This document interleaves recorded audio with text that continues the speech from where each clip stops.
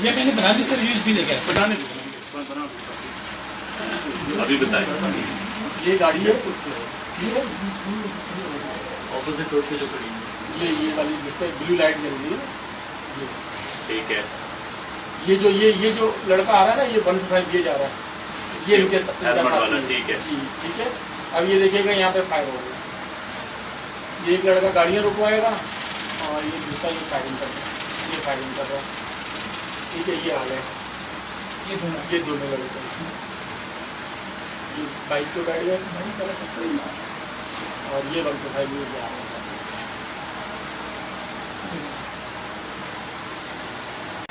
दोबारा दिखाइएगा।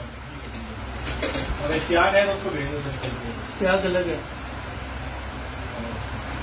ये देखिए 125 आ गया। हाँ ये आया 125। ठीक है, ये खड़ा हुआ लड़का। अब वहाँ से वो आएंगे, ये अब फायरिंग हो गया, अब ये बात